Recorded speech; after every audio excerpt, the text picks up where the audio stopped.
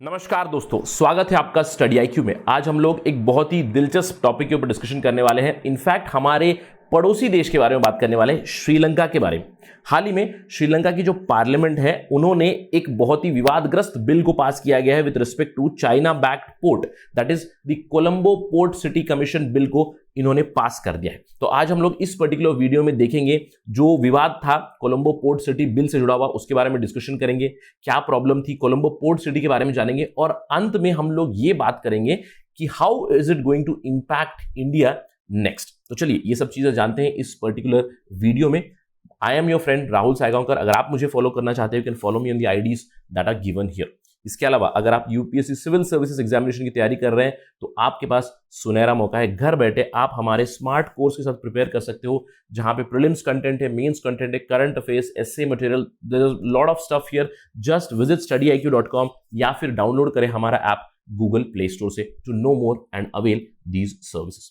चलिए बात करते हैं खबर के बारे में। जैसे कि मैंने आपको बताया, Sri Lankan parliament has recently passed a controversial bill which is related to the China-backed Colombo port city. You can see here Sri Lanka passes a controversial port city bill with a majority of 149. That means out of a 225 legislator house, यहाँ पे 149 votes इस particular bill को मिले और ये bill pass हो चुका है, right? This bill was passed as a simple bill, यानी कि सिंपल मेजोरिटी से इसको पास किया गया है। आपको ये ध्यान रखना है। अब क्योंकि इसके साथ कुछ विवाद जुड़े हुए हैं, उसकी बात करते हैं, लेकिन सबसे पहले बैकग्राउंड जानते हैं। देखिए, ये जो कोलंबो पोर्ट सिटी है, इसको प्लान किया गया था 2014 में चाइना के साथ एक पार्टनरशिप करके। यहां पे कोलंबो पोर्ट सिटी को डेवलप करने की बात की गई थी। रिक्लेम लैंड के ऊपर इस पर्टिकुलर पोर्ट सिटी को एक मॉडल स्पेशल इकोनॉमिक जोन कराने की बात की गई थी। साथ ही साथ यहां इसको एक फाइनेंशियल सेंटर बनाने की भी बातें की गई थी। और अगर हम लोग डेवलपमेंट की बात करें फ्रॉम 2014, यहां पे इसका बजट बताया गया था $1.5 बिलियन। मेजॉरिटी ऑफ स्टेक कहां से आया था? चाइना से आया था। तो 2014 से ही ये थोड़ा सा विवाद में जुड़ा हुआ है, क्योंकि अगर आप बात करें 2014 में, तब महिंदा राजापक्षा प्रेसिडेंट थे। उस समय पे इसकी डील फाइनल हुई। उसके बाद सरकार बदली, रानिल विक्रमसिंघे आए, मैत्रीपाला सिरिसेना आए, तो वहां पे थोड़ा सा प्रॉब्लम जरूर हुआ था। बट अगेन मार्च 2016 में इसकी कंस्ट्रक्शन रेज्यूम की गई। Again it was also supported by Sirisena as well as Wickremesinghe. लेकिन अभी हम जानते हैं कि वहां पे गोटाबाया राजपक्सा प्रेसिडेंट है। तो यहां पे काफी ज्यादा फास्ट ट्रैक किया गया प्रोजेक्ट और इसको कंप्लीट किया गया और 2021 में it is being inaugurated right now. चलिए बात करते हैं क्या है एग्जैक्टली ये कोलंबो पोर्ट सिटी। जैसे कि मैंने आपको कहा, 269 हेक्टर्स का रिक्लेम लैंड है, जो आप देख सकते हो। It comes towards the western coast of Sri Lanka. अब यहां पे आपको ध्यान देना है, इसको जैसे कि मैंने आपको बताया कि एक स्पेशल इकोनॉमिक जोन के तहत इसको डेवलप किया जा रहा है और इसको डब किया जा रहा है कि एक फाइनेंशियल सिटी भी बनेगी यहां पे।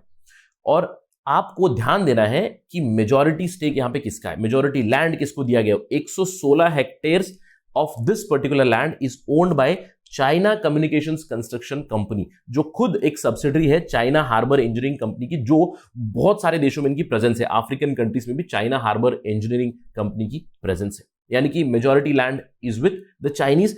गवर्नमेंट ऑफ श्रीलंका ने 91 hectares of land has been set aside for public places, और बाकी जो लैंड है it is given to the local developers, right. तो majority stake is with China. तो इसके ऊपर ही विवाद छिड़ा था। इनफैक्ट अगर हम लोग बात करें कि क्या एग्जैक्टली विवाद छिड़ा था, देखिए, ये जो पोर्ट सिटी कमीशन बिल है, इसको टेबल किया गया श्रीलंका के पार्लियामेंट में हाल ही में रिसेंटली अप्रैल 8, 2021 को। अब जैसे ये टेबल हुआ, इसके ऊपर डिस्कशन शुरू हुई, तो बहुत से लोगों ने इसके खिलाफ आवाज उठाई। In fact 19 petitions were filed in Sri Lanka's supreme court, citing that ये जो कोलंबो पोर्ट सिटी है, इसकी जो प्रोविजंस बनाए गए हैं इस बिल में, जो प्रोविजंस है, दे इंटरफियर विद श्रीलंका सोवरेनिटी।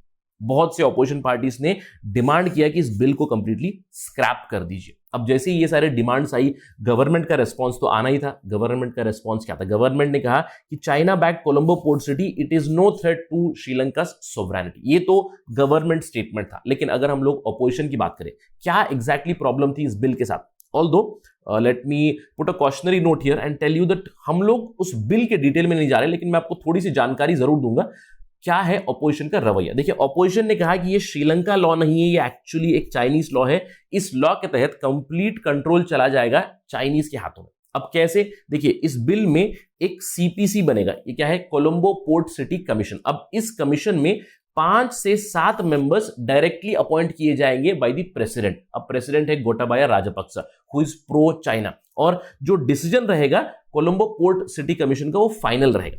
जो भी इन्वेस्टमेंट होगी, टैक्स रिबेट मिलेंगे, जो भी प्रावधान रहेंगे वो सब डिसाइड करेगी ये सीपीसी। और इस सीपीसी में को हैंडल बेसिकली कौन कर रहे हैं, it is the people who are appointed by the president. There is a lot of Chinese stake, ये कहा जा रहा था। That is why people started to criticize कि एक चाइनीज लॉ है, अगर ये लॉ पास हो जाएगा, जो श्रीलंका का रीजन है कोलंबो पोर्ट सिटी जो बनेगा वो एक चाइनीज एनक्लेव बन जाएगा। अब इसके अलावा बहुत से फाइनेंशियल एक्सपर्ट्स ने इसको क्रिटिसाइज किया कि ये एक एसईजेड नहीं बनेगा, ये एक मनी लॉन्ड्रिंग हब बनेगा। क्यों? क्योंकि इसी पर्टिकुलर बिल में प्रोविजंस ये थे कि इस पर्टिकुलर सिटी की जो फाइनेंसेस रहेंगी, जो भी प्रोजेक्ट है उसकी ऑडिट कौन करेगा, इसकी ऑडिट करेंगे private auditors, not the auditor general of Sri Lanka. तो इसके ऊपर भी लोगों ने सवाल उठाए।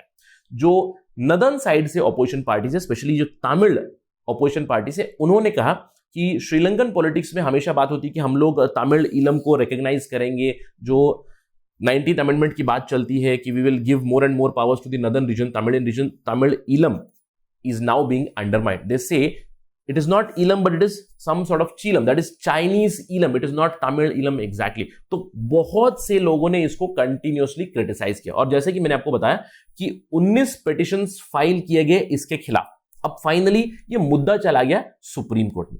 अब सुप्रीम कोर्ट ऑफ श्रीलंका ने क्या किया, एक बहुत ही पेक्यूलियर चीज कर दी। इस बिल को देखा, उन्होंने इस बिल को स्टडी किया, इनफैक्ट उस बिल के ऊपर उन्होंने टिप्पणी की।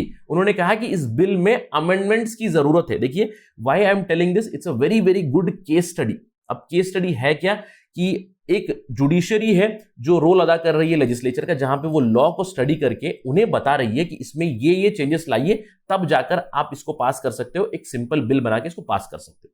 Very strange thing, let me just show you what exactly happened. अगर आप इस वेबसाइट पे जाओगे तो you will see what happened here. देखिए आप यहां पे देख सकते हो कि Sri Lanka top court suggest that the Colombo port city bill commission can be passed with suggested changes. अगर आप चेंजेस देखोगे यहां पे, तो श्रीलंका की जहां पे कर्सर है आप यहां पे देख सकते हो, the provisions of clauses 3, clauses 30, clauses 55 and 58 they are inconsistent with article 12 of Sri Lanka constitution, और उनको कहा कि उसको बदलिए। आप यहां पे देख सकते हो, बोला कि लैंग्वेज बदलिएगा क्लॉज 3 में, लैंग्वेज बदलिएगा क्लॉज 30 में, लैंग्वेज बदलिएगा क्लॉज 55 में। अब इससे भी स्ट्रेंज एक और चीज थी, कुछ प्रोविजंस थे जहां पे उन्होंने बताया provision 3, provision 6, provision 30, 71 these go against article 12 again.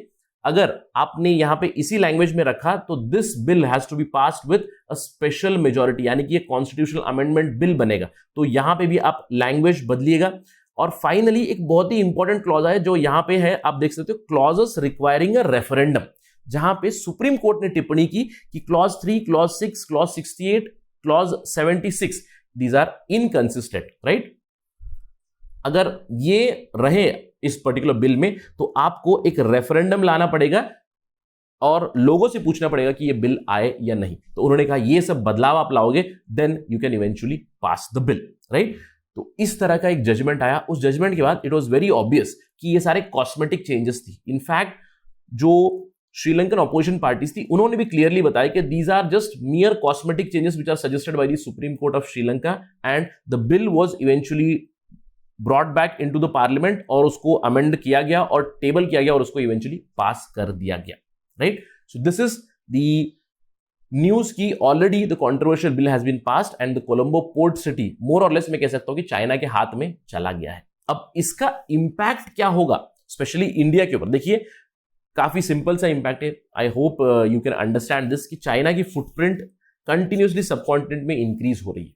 अब हम लोग बात कर चुके हैं पहले स्ट्रिंग ऑफ पर्ल्स थ्योरी की, चाइना किस तरह से इंडिया को काउंटर करने की कोशिश कर रहा है। ग्वादर पोर्ट इन पाकिस्तान, अभी Colombo port, Hambantota port in Sri Lanka, Myanmar में पोर्ट डेवलप कर रहा है, बांग्लादेश में पोर्ट डेवलप कर रहा है, तो eight many places. But this is first time कि ऐसा हुआ है कि श्रीलंका के एक पोर्ट सिटी को ही डेवलप कर दिया और वहां पे उन्होंने कंप्लीट कंट्रोल पा लिया।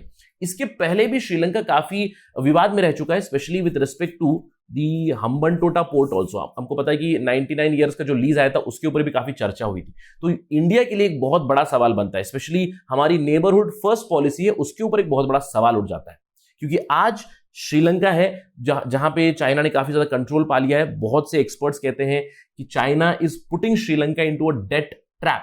सो today it is Sri Lanka who is going to be next, that is going to be the big question. और इंडिया को यहां पे नेबरहुड में लीडरशिप अदा करने की जरूरत है और चाइना को काउंटर करने की बहुत ज्यादा जरूरत है।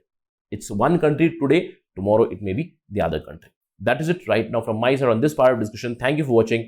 Jai Hind.